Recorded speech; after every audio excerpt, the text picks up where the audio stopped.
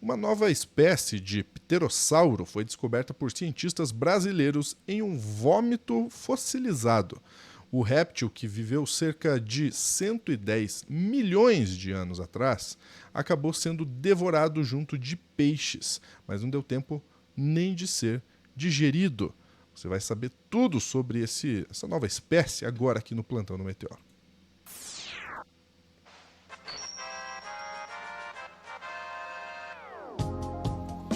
Eu não sei vocês, mas eu gosto muito de cortes científicos. E é claro que a Sofia Labanca que está trazendo mais essa curiosidade pra gente. Você pode seguir a Sofia no @lente vermelha, que inclusive a Sofia coloca fotos de bichinhos fofinhos, praticamente registros biológicos ali no @lente vermelha. E se você quiser me seguir no @lu.junior, tá cheio de besteirada por lá também. Vamos lá, Sofia. Aliás, também Bora não, lá. porque o da Sophie não tem besteirada, só no meu. Vamos lá, Lúcio. A gente tá falando aí de um tipo de pterossauro que é parente. Ele não, pterossauro, ao contrário do que as pessoas dizem, não é um dinossauro. Ele é um primo aí do dinossauro, mas que são aqueles que as pessoas costumam associar, né? Que é a dinossauros voadores, com aquelas asas membranosas e tal. E esse pterossauro, que viveu há 110 milhões de anos, vou até colocar uma imagem aqui feita por artistas de como ele deveria ser, se chama, vamos ver se eu vou conseguir pronunciar correto, Bakiribu waritsa, Ó, o nome científico desse pterossauro aí, que foi descoberto agora, recentemente, por pesquisadores brasileiros. Só que a questão que, uma das questões que chamou a atenção nesse pterossauro foi onde que ele foi descoberto, que foi num regurgito fossilizado. É um nome bonito para dizer que algum bicho vomitou ele, o vômito fossilizou e aí descobriram o pterossauro no vômito fossilizado. Juro. será que esse bicho foi um bolsossauro? Pois é. E ele foi descoberto lá na bacia do Araripe, que fica aí no Nordeste, ali na região ali do Ceará, aqui no Brasil. Vou até colocar aqui, ó, a foto do vômito fossilizado com os Ó, ossinhos aí do pterossauro. Na verdade, eu vou admitir que eu não vejo nada aí, eu vejo que tem alguma coisa aí, eu não conseguiria identificar nada. Mas os pesquisadores aí viram o crânio de dois pterossauros, desse Bacteribo waritsu, e também um peixe. Então, o bicho que vomitou peixe, vomitou pterossauro, vomitou tudo de uma vez só. O vômito fossilizou nessa pedra e foi aí que conseguiram descobrir esse pterossauro. Agora eu vou voltar à foto mais interpretável. E uma das coisas que chamou a atenção também é esse monte esse pente aqui, percebe? Na verdade, esse pterossauro ele tem centenas e centenas de dentes, mas são dentes muito fininhos. E que daí o que ele fazia? Ele enfiava a boca na água, pegava a água e com esses ossinhos aí, com esses dentinhos, ele filtrava, saía a água, ficava preso à comida dele ali que ele engolia. Então ele era um pterossauro filtrador. Mais ou menos a mesma forma que os flamingos se alimentam hoje em dia. E, enfim, o fóssil aqui, de novo o fóssil, ele ficou guardado, ele foi por décadas no Museu Câmara Cascudo, em Natal, lá no Rio Grande do Norte. E daí um estagiário achou esse fóssil, o fóssil estava registrado como fóssil de peixe, ele viu, pera, mas isso aqui não está aparecendo meio um peixe. Eu não seria capaz de fazer isso, mas ele olhou e viu, mas isso aqui não está parecendo um peixe. Levou para a orientadora dele, a Aline Guilard, maravilhosa Aline Guilard, que inclusive também, além de pesquisadora, é youtuber, está lá no canal Colecionadores de Ossos. Ela percebeu que tinha ali um pterossauro, e daí juntaram uma equipe inteira multidisciplinar para conseguir identificar esse pterossauro aí, ver se era um pterossauro novo ou não. Vou até colocar aqui na tela o artigo científico que eles publicaram, tem o nome de todos os pesquisadores envolvidos aqui. E acabou indo para Ruby Pegas, que é ali a primeira autora, né, Ruby Pegas, que eu conversei com ela, inclusive ela é uma mulher trans. Eu achei maravilhoso ver. Uma das pesquisadoras envolvidas aí é uma pesquisadora trans. E eu conversei um pouquinho com ela, Lúcio. Fiz Hum. umas perguntas aí, algumas perguntas, provavelmente perguntas idiotas, mas faz parte. E ela me contou algumas coisinhas interessantes. Então, uma das que me chamou a atenção foi justamente essa questão de ter sido encontrado no museu. E eu perguntei para ela, escuta, mas é normal isso? Normalmente a gente pensa, descobriram um novo dinossauro, um novo pterossauro, um novo fóssil aí. A gente pensa, não, a pessoa se metendo no meio da mata, ou numa escavação e tal, e acha lá. E não, foi descoberto num fóssil que estava guardado há décadas num museu. E ela falou que, na Olha. verdade, isso é bem comum. Vou colocar o áudio que ela me autorizou a soltar o áudio das nossas conversas para vocês. Na verdade, isso é relativamente comum, porque o que acontece muitas vezes é que um paleontólogo faz um trabalho de campo, coleta um grande volume de fósseis, leva para o museu, deixa guardado e não tem tempo hábil em vida de estudar todo aquele material, né? E mesmo que tenha tempo de olhar todo aquele material, muitas vezes aquele indivíduo não tem condições de identificar tudo sozinho, né? A gente, na paleontologia, precisa muito da rede colaborativa, porque, por exemplo, eu sou uma especialista em pterossauros, eu trabalho com pterossauros e outros répteis também. Eu consigo identificar pterossauros, consigo identificar alguns outros répteis, como dinossauros, crocodilos. Mas um peixe, por exemplo, eu tenho mais dificuldade de identificar. Então, se um dia eu fizer um trabalho de campo, coletar um peixe, eu preciso da minha rede colaborativa, preciso de colaboradores que trabalhem com peixe, que possam identificar esse peixe. Então, muitas vezes essas coisas acontecem. Muitas vezes um fóssil fica guardado e por falta de tempo, por falta de uma rede colaborativa, ele acaba ficando carecendo de identificação durante muito tempo. Que Então, legal, você hein? vê. Interessante, né? E daí aqui eu só dar os créditos para todo mundo. Você perguntou, e o nome do estagiário? O nome do estagiário eu conferi aqui é William Almeida, o nome do estagiário que encontrou o fóssil e percebeu que tinha algo diferente no fóssil lá no museu. Outra coisa que eu perguntei para Rubi é o tamanho, porque eu vi assim o tamanho do fóssil, tá? Eu pensei, nossa, mas é um bicho pequenininho. Daí você vê o tamanho na imagem lá que o artista fez, você pensa, nossa, deve ser uma coisa enorme. E daí ela me falou que era mais ou menos do tamanho de uma gaivota, esse pterossauro aí.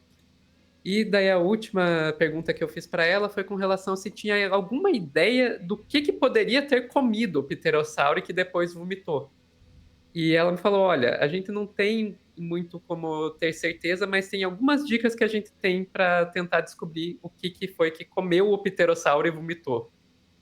Opa, opa, é só áudio, então não precisa. Vamos colocar o áudio aqui. Aí, agora vai.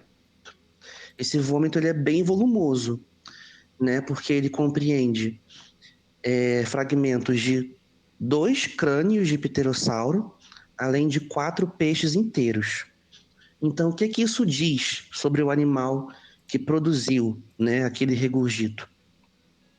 Significa que foi um animal que era capaz de predar, né, de caçar e consumir tanto pterossauros quanto peixes, e era um animal grande o suficiente para que no seu estômago coubesse todos esses 6 animais ao mesmo tempo.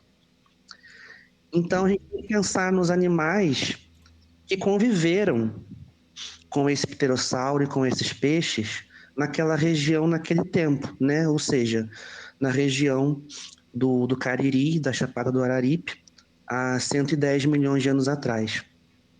Existe um animal que viveu nessa região, nessa época, que era um dinossauro da família dos espinossauros. O nome dele é Irritator.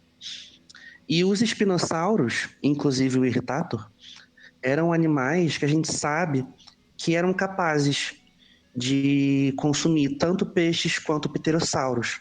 porque a gente tem evidência desse tipo de predação. Existem fósseis que mostram isso. Existe um pescoço de pterossauro que tem um dente de espinossauro cravado, né, mostrando que um espinossauro mordeu aquele pescoço daquele pterossauro. E existem outros fósseis de espinossauro que têm escamas de peixes na região da boca e da garganta, indicando que aquele animal tinha consumido um peixe. Então a gente sabe que os espinossauros eram dinossauros capazes de comer tanto pterossauros como peixes, e o irritator, que era o espinossauro que vivia naquela região naquele tempo, ele é grande o suficiente para que no seu estômago coubesse. Então, você vê aí que interessante. Agora, eu vou dizer uma coisa para você, Lúcio. A hora que a Ruby falou do Irritator, acendeu uma coisinha na minha cabeça, porque eu já tinha ouvido falar desse nome, desse dinossauro antes. Por que eu já tinha ouvido falar desse dinossauro antes? É um dinossauro que tem um fóssil dele que é brasileiro, que foi levado ilegalmente para a Alemanha e está rolando uma campanha para trazer de volta. Não é a primeira vez que acontece isso, já teve o caso do Birajara, que conseguiram fazer o Museu da Alemanha devolver para o Brasil, mas esse Irritator agora também tem um fóssil dele que saiu ilegalmente do Brasil, está no Museu da Alemanha e está rolando uma campanha para mandem o Irritator de volta. Isso traz para a baila aqui uma discussão sobre a questão, Lúcio, do colonialismo, né, que ocorre dentro da ciência. E daí eu conversei com a Aline Guillard, que é a outra pesquisadora aí que esteve envolvida nesse projeto, e ela falou que uma das preocupações deles nessa pesquisa que a gente está falando agora, desse pterossauro, foi justamente evitar uma forma de colonialismo interno, que também acontece, porque a gente pensa no colonialismo, na ciência dos alemães roubando fóssil do Brasil, mas ela fala, não, rola colonialismo interno também, de não valorizarem a ciência que é feita, valorizar só a ciência que é feita em São Paulo, Rio de Janeiro, mas não, por exemplo, no Nordeste. Que foi toda uma preocupação que eles tiveram nessa pesquisa. Então, por exemplo, o nome, que ela me explicou que o nome que eles deram para esse pterossauro, vou repetir aqui, desculpa que para mim é difícil falar, é Bakiribu Waritsa, é um nome no idioma cariri, significa pente e boca, Bakiribu e Waritsa é pente e boca, no idioma do povo cariri, que é o povo indígena que vive na região onde foi encontrado esse fóssil. Ela também fala que o fóssil, na verdade, eles são duas partes, né? Que abre a pedra, tem as duas partes. Uma parte vai ficar lá no Museu Câmara Cascudo, onde estava já há algumas décadas, e a outra parte vai para um museu na região de na cidade de Santana do Cariri.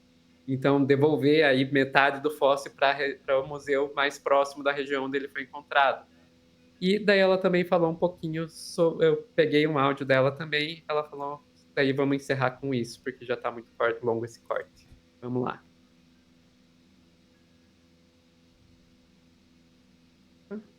Tem áudio. Que é a dimensão do colonialismo dessa região. Tem uma outra dimensão do colonialismo interno, Sofia, que é a ideia de que ciência de ponta só é feita em certos centros acadêmicos. Eu acho que o trabalho do Bakiribu mostra exatamente o contrário disso, né? É uma pesquisa de altíssima qualidade, modéstia à parte, mas um trabalho que eu quero dizer, um trabalho excepcional, uma descoberta incrível, com impacto internacional, que também foi produzida no Nordeste por pesquisadores nordestinos numa instituição do Nordeste. Por isso, para a gente, esse estudo, ele vai muito além de descrever uma nova espécie, de ser uma descoberta incrível, né, de uma nova espécie dentro de um vômito fossilizado. Ele é uma forma que a gente encontrou de corrigir distorções históricas, de reconhecer, né, as raízes indígenas do território do Cariri e de afirmar, né, que o patrimônio fossilífero brasileiro, ele sempre tem que servir primeiro às comunidades e às instituições que os protegem. Eu acho que todos os autores concordam nessa minha fala que isso sim é ciência, né? A ciência ela tem que ter responsabilidade ética, né? E sempre colocar em primeiro lugar a comunidade.